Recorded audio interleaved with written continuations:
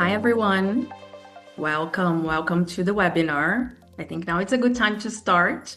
We're very excited about the webinar today. Thank you so much for joining us. My name is Annie Gomez from Yoda One. I work as a partner program manager and IP relations here, and I'll be your host and moderator today. We're going to repeat again the same information because we have a lot of people joining.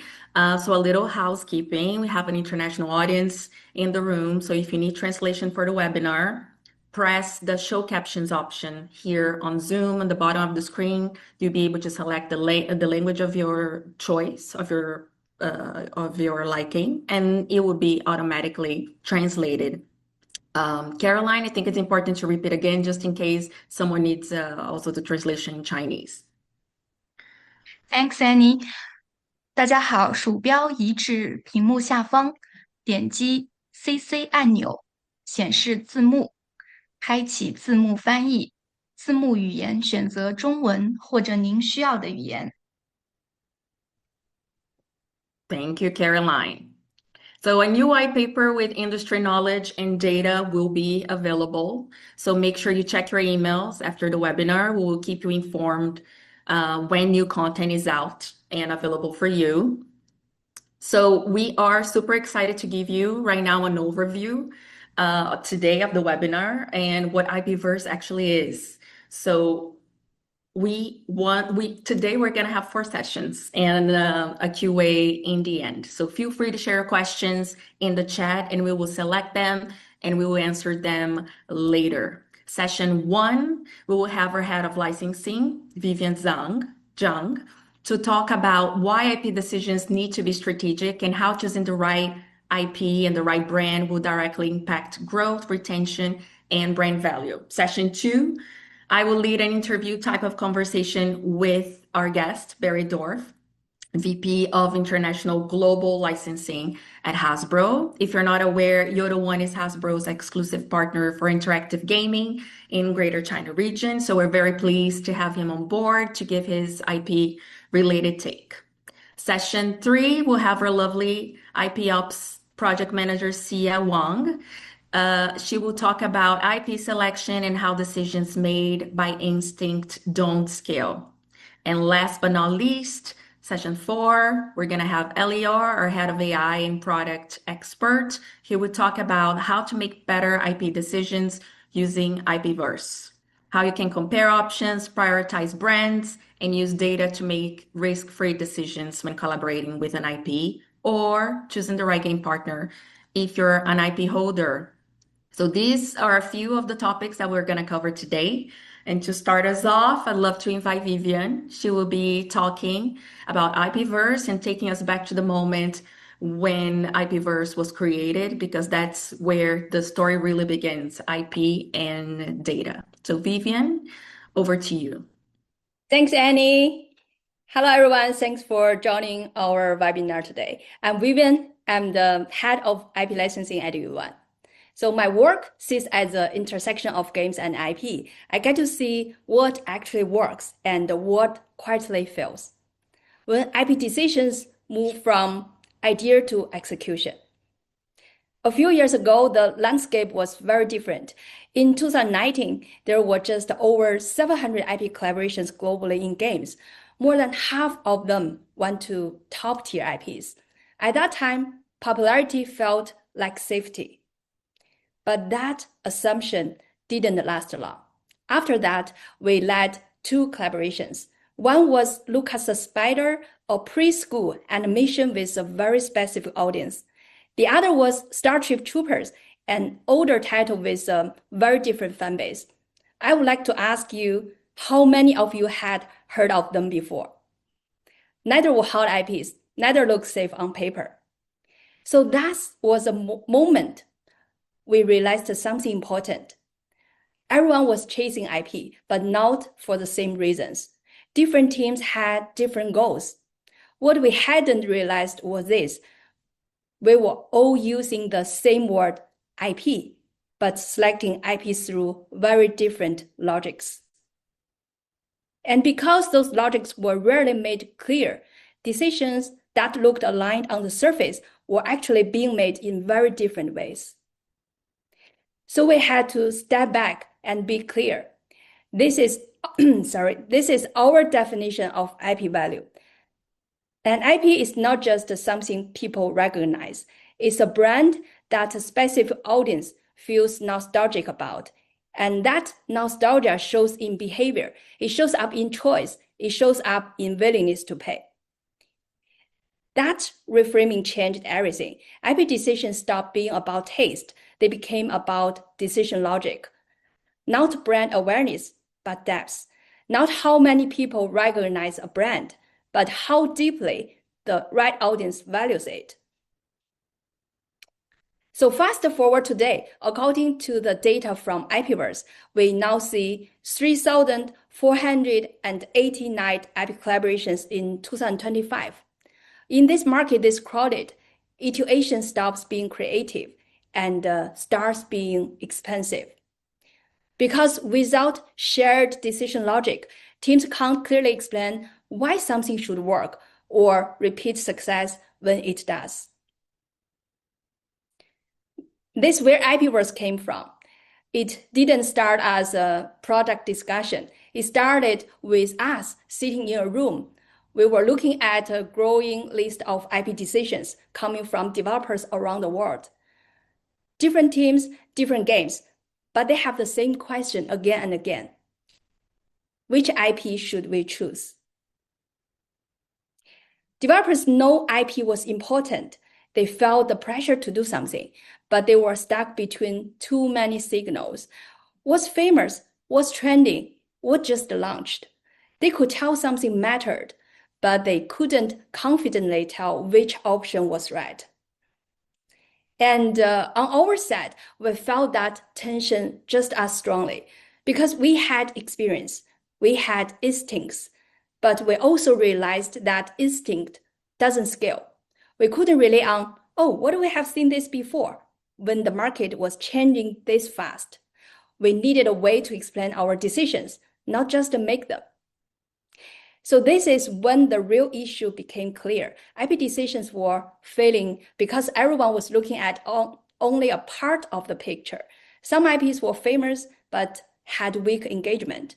Others had deep communities but didn't look big enough. That was the gap we had to choose.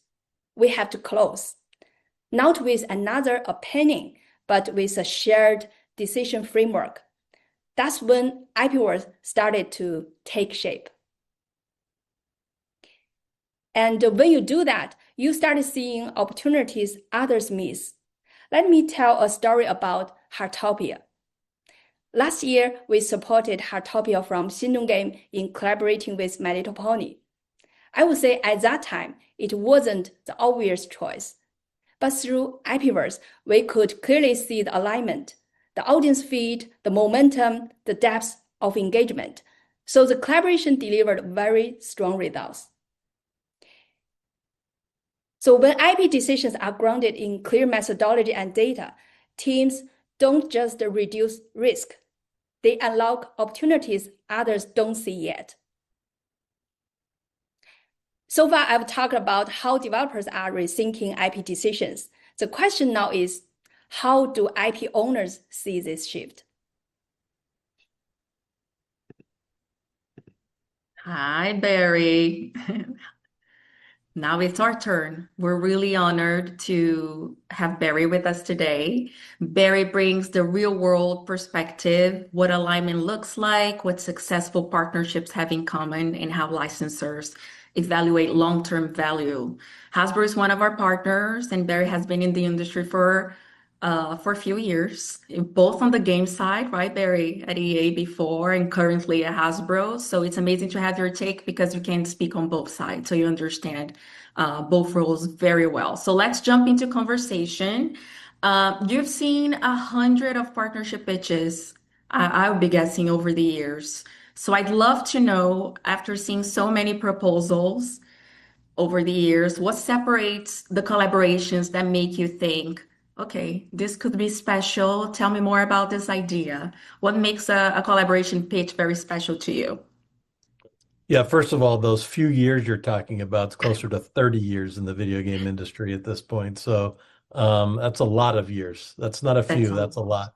Yeah. Um, yeah, you look for somebody that to be able to tell from the pitch that it's not just slapping the IP into something, that they care about the IP and how it interacts with the other characters, right? Like you you want to make sure that this is something that your fans take Transformers. You're going to want something that the fans of Transformers are going to like and appreciate. It's not just, oh, this is a tank game, so we're going to just make a Transformer that's a tank and that's the end of the story.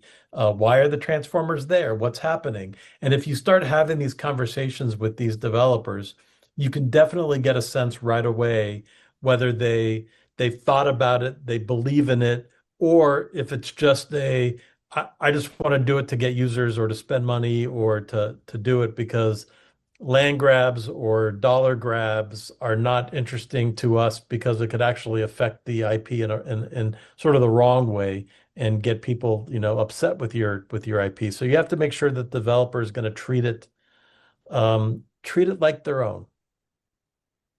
Yes, absolutely. We totally understand. So you said about your experience, of course, you've been in the industry for many, many years. When you look at game partnerships today, what has changed compared to 5, 10 years ago? What do you think is different now? Wow. I mean, well, um, these collaborations, these IP integrations that we do now, this is a new thing, right?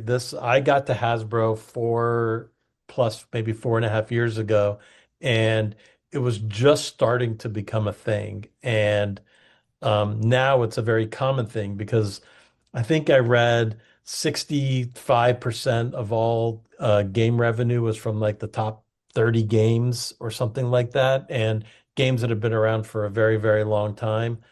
Uh, so how do you keep these games fresh? How do you keep players involved? Fortnite or PUBG or these big games.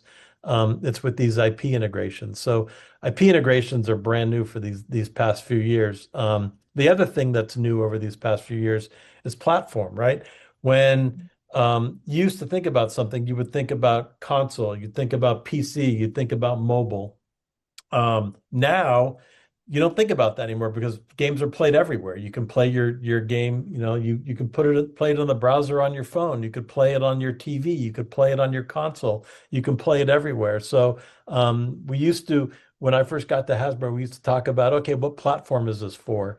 It's not even a question Mhm. anymore. It's just this is not the way we think about it. It's a platform for everywhere. It's every platform. So now we have to start thinking about it differently. We have to think about the exclusivities maybe around genre or a timing window or something like that. So it's a much, much different industry. It's also the thing that I love is 30 years ago when I got into the industry, it was a smaller industry. It was a much smaller industry. Yeah. Now everybody plays something. Billions of people, people that say they're not gamers. If you say, well, have you played Candy Yeah. Crush on your phone? They'll be like, well, yeah, I played Candy Crush, but I'm not a gamer.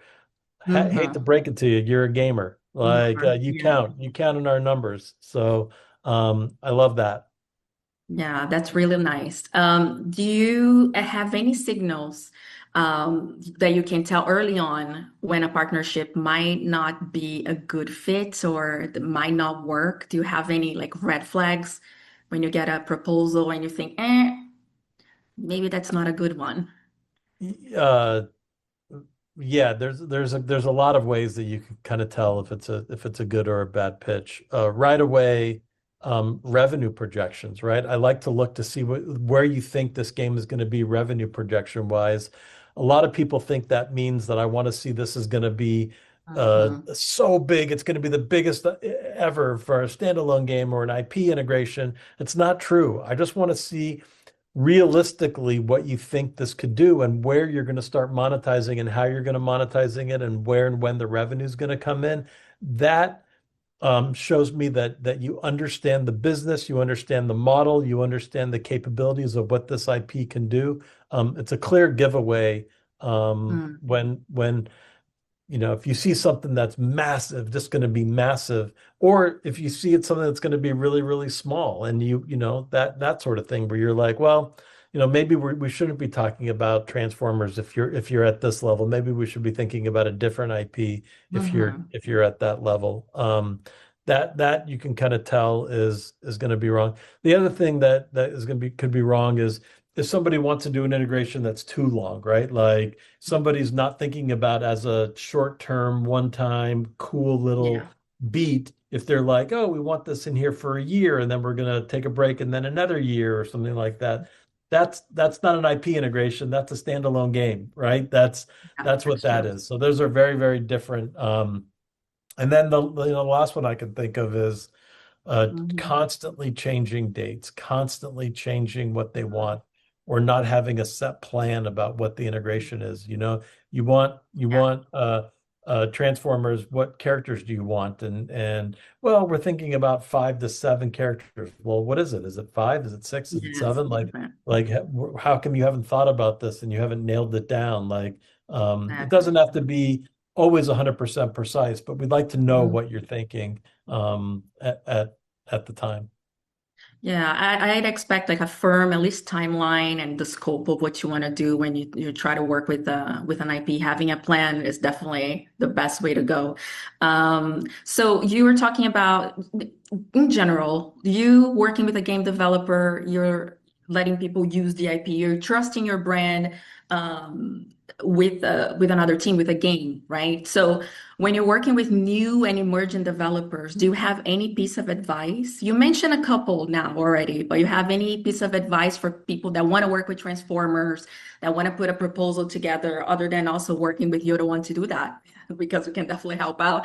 Uh, Well, the piece of I, advice you give. I would say don't be shy and don't be afraid. Like, don't think you need to be Fortnite, PUBG, or Monopoly Go for Mhm. that matter, right? Like, we we do have minimums, we do have numbers that we have to hit, so there has to be significant revenue. But we like cool and different ideas. We like stuff that's out there that hasn't been done before. Um, and we have 1,500 IP. It doesn't have to Yeah. be the big IP. Like there are a lot of different IPs that you can come and you can play with. But I would say bring the passion, bring expertise, because if you're not if you don't know what the Power Rangers, if you don't know what they are, Yeah.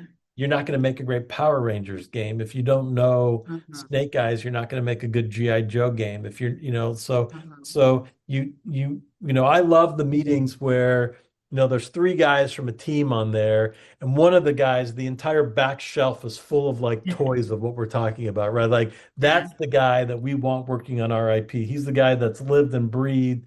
He knows everything about the characters. I had Mhm. a guy tell me about these books he was reading. They were all about the Transformers, and I'm like, "You mean the comic books?" And he's like, "No, there are novels about the Transformers." And I Uh-huh. was like, I didn't even know that existed. Wow, that is like you are Wow. an Uber fan, like even more than Yeah. me. So we That's love amazing. passion. So bring the passion, and just don't be afraid. Like we, I feel the same way as Yoda One does, which is we will listen to any pitch. We will hear Yeah. anything. We will talk it through with you, and if the timing's not right now, maybe the timing will be right in 6 months or a year. I will try to talk with everybody that I possibly can. Um, uh, I mean, it's selfish just because I love talking with game developers. First of all, Yeah. that's what I have the Yeah. best job in the world. I get to talk to game developers all day long. So This is really cool. I'm not sure if I answered your question, Annie, No, but you I did. You tried. did. Before I'll go to the last question because if we could be talking here for hours and having some coffee in between. But we have time just for one last question, and I know Sia will be next, and she will talk about risk in IP. You mentioned a little bit about risk in IP that it can be a big headache if you do the wrong collaboration, that you will hear fans complaining about something. So I'd like to know what kind of headache other than that one you're trying to avoid when you're partnering with a game. Um, Staying within the brand guidelines, right? Like we Mm, really we will work with you and we will give you best practices for how everything works. We will make sure that you have all the information you need to make it a perfect integration. But if you get the color blue wrong in Optimus Prime, it's going to be a problem. And so we just need to stick to these guidelines as much as possible. And we're there to help you. Like, don't be afraid of that. We Mhm. we are not, I say this all the time. I love Star Wars and I love Marvel, but we're not Disney in that regard. Like, they're very strict Mhm. about a lot of things. We want to work with you to make sure it's right, that it ships at the right time, it ships when it's ready, not when a date in the contract or anything. We want Mhm. everything to be right for you, for your fans, for us, Yeah. and we'll make sure that we help you along the way. So don't be afraid. Awesome. That sounds really good. Thank you, Barry. Feel free, everyone, to send your questions in the chat. We will try to go over some of them in the QA. So now we heard from Barry a little bit about how IP holders they work strategically with the game developers. Next question is how to notice risk before going to a collaboration. So that's exactly what Sia will share today. Risks team face when selecting IPs and how smarter decisions can change this outcome. So Sia is next. Take it away, Sia. Thank you. Thank you, Barry and Annie. It's very helpful to hear the IP owner perspective. And I want to build on that and flip the lens and share an important lesson we've learned from working with many game studios. We often assume the biggest brand is the best choice. But today, I'll show you why finding the right partner, the right fit, is actually the key to success. Studio often ask, which IP should we choose to drive growth? And we understand why this decision feels so hard. From 2020 to 2025, we've seen collaborations grow explosively. In 2025 alone, there were close to 3,500 in-game collaboration globally. This is a very positive sign. It means the industry is healthy and there are many opportunities. But because there are so many options, choosing is harder than ever. A wrong IP choice isn't just ineffective, and it can become a negative asset.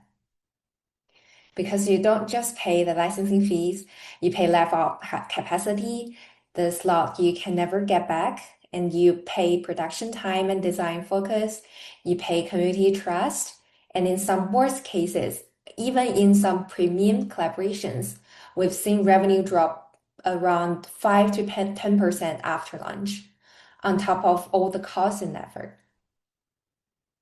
And a few years ago, a producer we worked with faced the same question. Their game was an idle RPG blended with parkour, and so many IPs in the market. How do you choose? On the shortlist, some candidates were huge, global, instantly recognizable names with premium licensing fee. Others were less headline on paper with fewer fees, but feels like the IP fan base may be less, and you are wondering the impact of working with those brands. Years of collaboration experience have taught us that fame doesn't guarantee success. So, real question wasn't which brand is bigger. It was out of all these options, which one is the best match for this game? The one that will move it forward without breaking what players already love. At Unit 1, we evaluate fit through 5 lenses: tone and brand fit, audience fit, genre and core loop fit, production fit, and economic fit. But instead of walking through all these 5, let me share one lens in this case: tone and brand fit. In plain terms, does it feel natural inside this game world, or will IP fans say it feels off-brand? This game I mentioned used a retro pixel art style, and the core gameplay is blend of side-scrolling parkour and idle progression. On the active play side, everything centers on jumping and timing. So we tested each candidate IP with one question. When players engage with this collaboration content, does it feel like more of the game they came for, or does it feel like a foreign object? Out of all the options, Shovel Knight stood out. Its art style matched the game perfectly, and its own core gameplay emphasizes jumping and combat. So for players, it triggers a strong nostalgia response, making it an excellent match on tone and brand feed. On paper, the global mega IP looked like the safe choice, but based on fame, but it required more action-style gameplay and a different tone to feel authentic. That would have pulled the game away from what player loved. And Shovel Knight, on the other hand, mapped naturally to the game's tone. That's what feed looks like when you go beyond the logo. We also evaluate the shortlist through the other lenses and compare the options against benchmark from comparable collaborations and similar games. So the team could see what good looks like for this genre and audience. In the end, the collaboration delivered the outcomes we expected. During the collaboration window, downloads and retention increased, and revenue peaked at 7x on the day one. So feed beat fame, not because the IP was bigger, but because it was compatible with the game's loop, tone, and player expectations. Our team used the same evaluation approach to recommend Attack on Titan for this game, and it was successful as well. Revenue increased by 87% versus the baseline period. With this experience and methodology, we hope to help more partners achieve growth through collaborations. Historically, we solved this manually. Experts spent weeks digging through past collaborations, comparable games, and outcomes. That's not scalable. So we built IPverse to compress weeks of research into just minutes. IPverse gives you three powerful capabilities and makes feed visible. First, benchmarks. What comparable collaborations delivered? Second, feed signals, audience similarity and tag overlap. And third, IP evaluation. Explore the IPs and access activation and audience engagement. This is the next frontier of licensing. With IPverse, we don't guess based on fame. We make decisions based on feed. Thank you. Thank you, Sia. So I'm really excited for what comes next.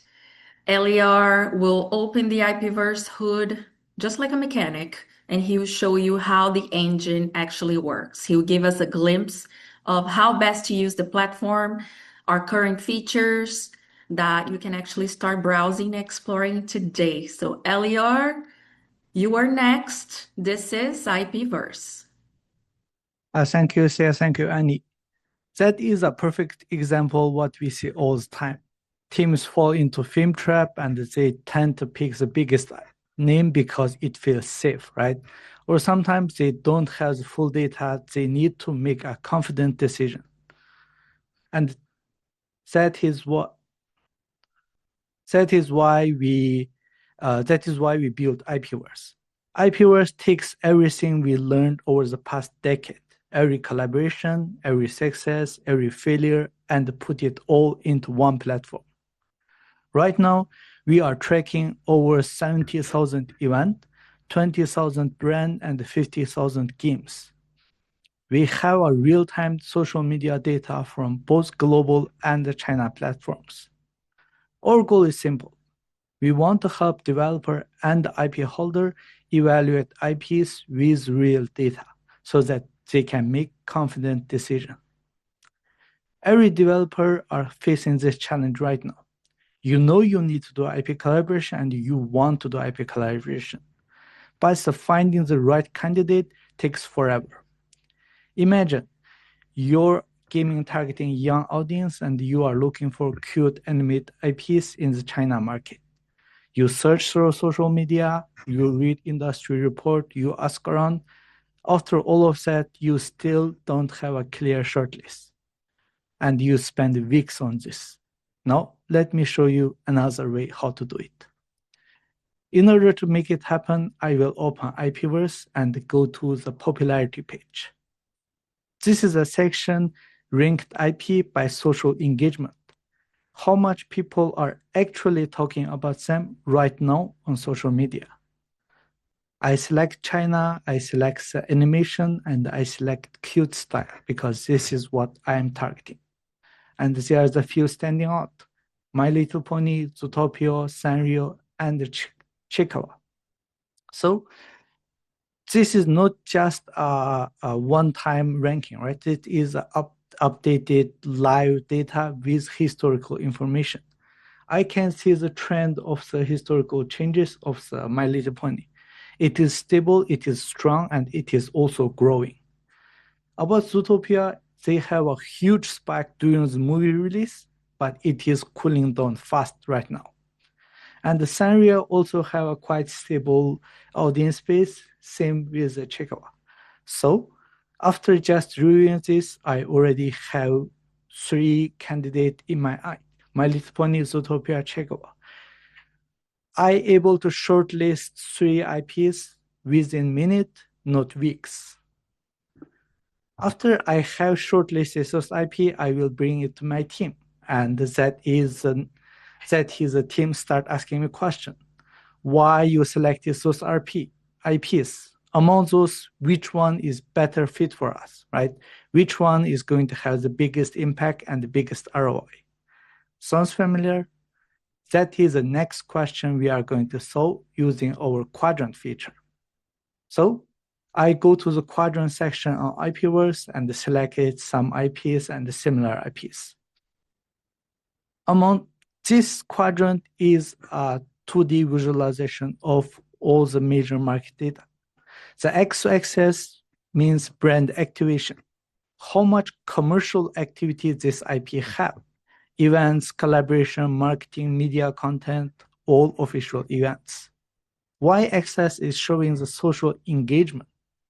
How much fans are actually talking about them online, how much it is received by the fans. So let's say we mapped all major IPs into this kind of quadrant, and which quadrant you want to go to first. Most people prefer go to the top right. High engagement, high activation, those are well-known mega IPs which feel safe. But every quadrant telling a different story. The quadrant help us discover which IP is uniquely fit for our situation. Top right, we call market leader, is established mega IPs, right? Great brand awareness, but also comes with higher cost and higher competition and a saturated marketplace. For us, the sweet spot always comes on the top left, the rising star section. Those are the IPs that still have high engagement but lower activation, which means those IP have a really passionate fan base but haven't been overexposed with too many collaboration. So from this one, I can see Sanrio is on the top right and My Little Pony on the top left. So for me, I will recommend My Little Pony for us, and I have a clear pick. When team asks out why I pick this, I also have clear answer for it. It is a rising star with stable engagement, cultural momentum, and a breakout room for collaboration. And the fun fact about My Little Pony as well is that this is a year of horse in China. My Little Pony, a horse brand, have extra cultural relevance this year. Their collectible cards are everywhere, and the kids are spending hundreds of RMB on those card packs. So, with all of that, I have a clear answer for my recommendation with data backed up my decision. It's not a guess, it's a decision backed by data, and I can show to anyone with confidence. Of course, let's flip side, right? Let's say you are an IP holder on the another side. A game studio reach out, they want to collaborate with your brand. Maybe it's a game you never heard of, maybe it's a huge name. Either way, you need to answer this question fast. Who are this game? What kind of IP they had worked in before? What kind of collaboration did they run? And are they a serious partner or just a one-time deal? Let's say we received a proposal from Fortnite. So all I need to do is I will go to the gaming page and type Fortnite and search out the game. And if you jump into the game details page, you can see all their events, right? Whether it is some scheduled event on the next quarter or some recently released event, whether it's an in-game collaboration with other brand or corporate collaboration with other company, physical product, media content, you name it. All in one place, organized for you.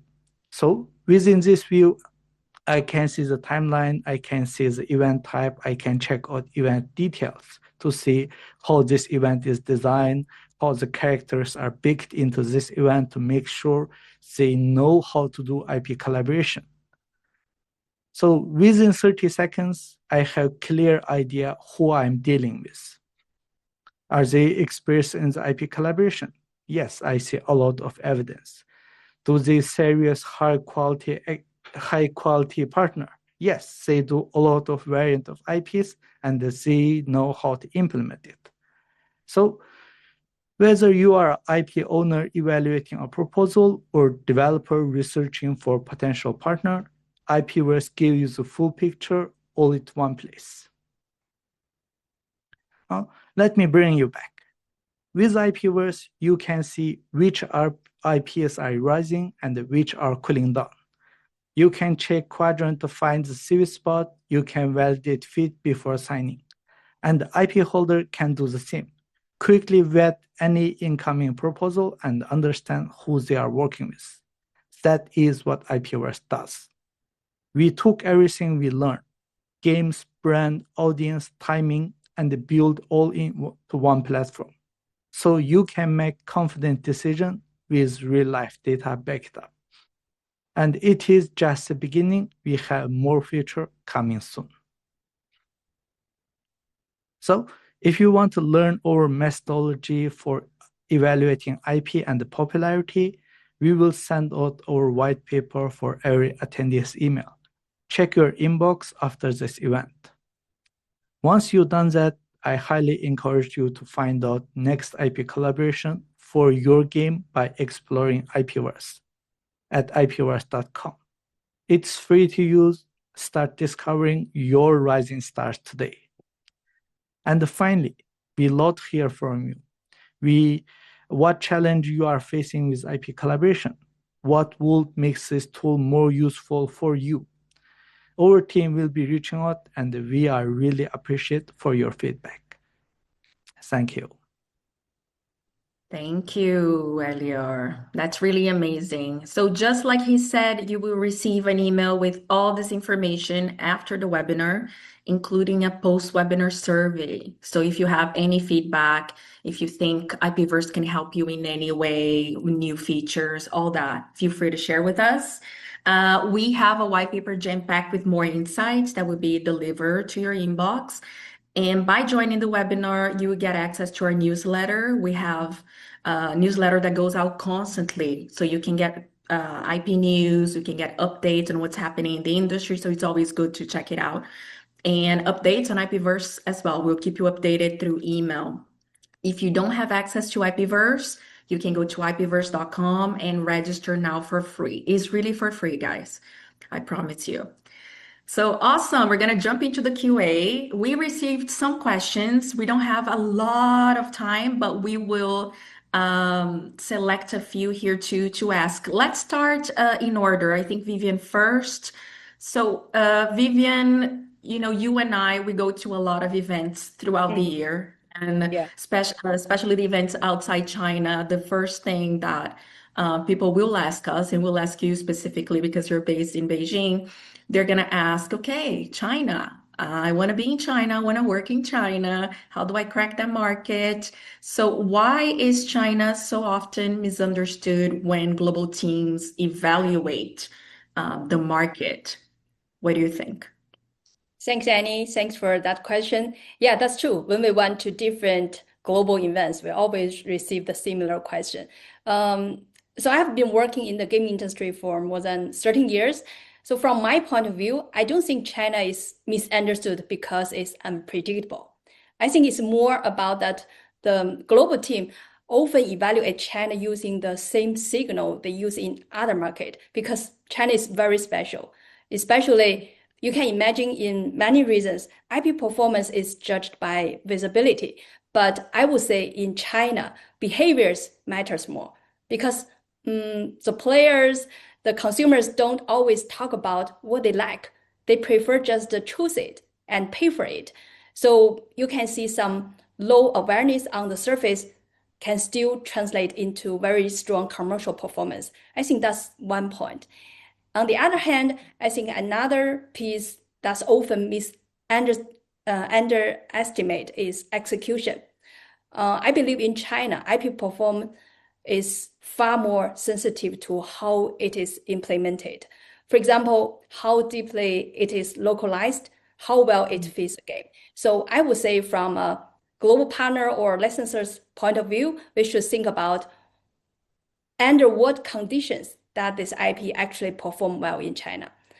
Yuduan can Mhm. help you, and I believe you can also find some data, find some trends, find more secrets on IPverse. Yeah, and that's true because Elia just showed the quadrant example, and I noticed there was the China flag and showing data-wise what are the IPs that are more relevant. So literally giving more visibility to China itself that sometimes people don't know what's happening, right? So that's really good. Thank you, Vivian. The second question, Barry, that was an interesting one. Barry, when you pass a collaboration because you don't think it's a good fit, it's a question from the audience. How much information do you give regarding why you declined that opportunity? Do you share anything that maybe the game developer can improve next time? How much information do you share? This person clearly doesn't know me because I overshare. You I do. give a lot of detail. I don't have a Yeah. filter. I don't have a way to hide anything. You know exactly what I'm thinking and feeling, and will give you the direct feedback right away. It just from being in this industry so long, I don't have the patience to wait around for it. Yeah. So you'll know pretty quickly why. I will always give a reason. Always, always, always. hmm Yeah, then that's really helpful. The next question also for Barry, because I think this one is interesting. We're talking about data a lot. What type of game data is relevant when you're analyzing a good collaboration? Do you look into data a lot Are they IP versus features? Is this what they want, or is this for what I in want as general game for data? your during I a like proposal? How do you analyze a successful game? I love data. I want all the data. Give me all your data. I will take everything there is to know about that collaboration. I want to know usage. I want to know exposure. I want to know just everything about it. What worked, what didn't work, why didn't it work? How do we make it better the next time? Like, we want you to be happy. We want to be happy. We love sharing data with our internal brand teams, with our Mhm. internal. I mean, I want all the data. So, uh, it doesn't have to necessarily be just did it return our investment on the on that. There are times when the engagement was very high, but the monetization wasn't high, and both parties were okay with it, right? We were both excited by that. And there are other times where there was a lot of purchases, but it was a fewer percentage, so maybe they went over their MG and we saw more money and this sort of thing, but maybe we weren't as excited as something like that. So, but we'll take all the data. We'll take all the data. Um, I'm going to jump to the next question too because I like it. IP Mhm. trends in 2026, Yeah, in game collaborations. You're going to yeah. see a lot of game collaborations in 26 from companies that haven't done it in the past. hmm Everyone comes over to this idea in their own time and their own path. And there Yeah. are a lot of companies that dipped their toe in last year, like a Supercell and an EA, companies that generally were walled gardens, that you will see some more of these companies that did not do it in the past come over to our side, come to our way Okay. of doing things in our business, the way we like it. You're going to see a lot of that. But from our IP, you're not going to see a bunch more than what we've already done because we don't like to oversaturate. So, I'd like to spread it out a little bit, right? I want more partners and maybe fewer collabs. But that's what I think about my trends with my stuff. I'd love to hear from the other Yoda One people if they see other trends coming. Oh, that's interesting. I'm pretty sure Eliar has content on that on IPverse as well, because he's already reading the trend before it even happened. So we're going to share more information on that too. But just sharing another question as well, Sia and Eliar, because you guys are next. IPverse features. So what other features can we expect to see next? Anything on ROI, return on investment, game data? Any update? What's the feature timeline looking like for both of you?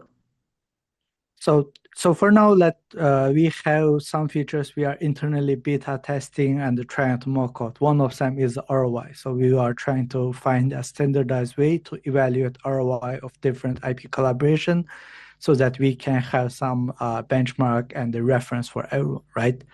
And other than from that one, we also have some features planned. Like, for example, we want to have a subscription feature so that you can subscribe specific category or specific IPs, so that when they have a new event, we will just send you a reminder.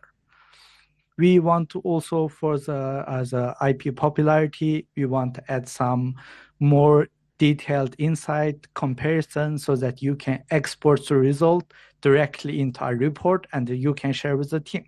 So let's say if I select 3 IPs for next proposal, I can just export their trend data, their trend changes, just like the Google Trend, and share with the team.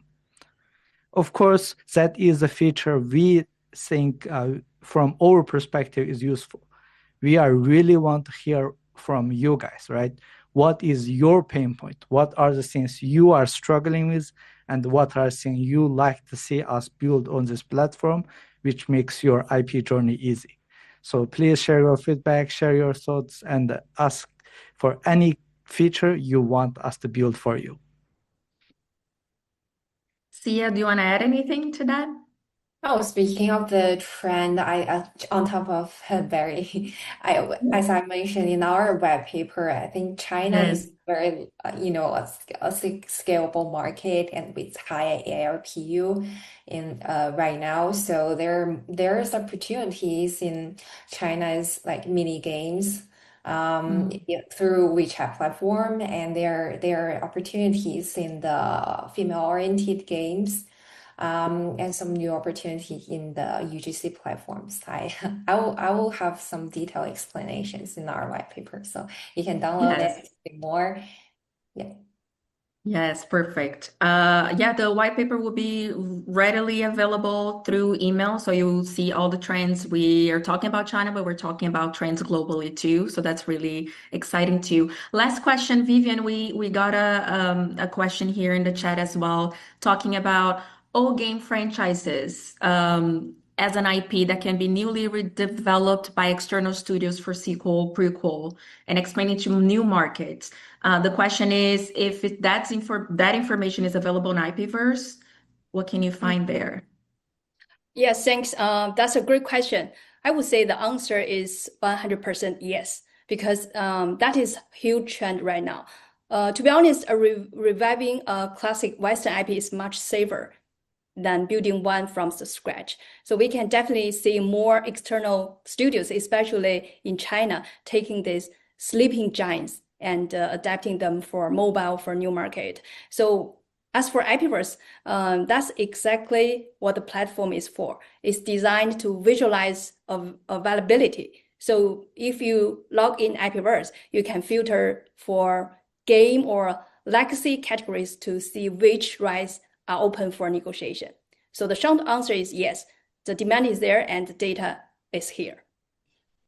That's awesome. Thank you, guys. We're going to wrap up. You can see that we're very passionate about data and IPs in general.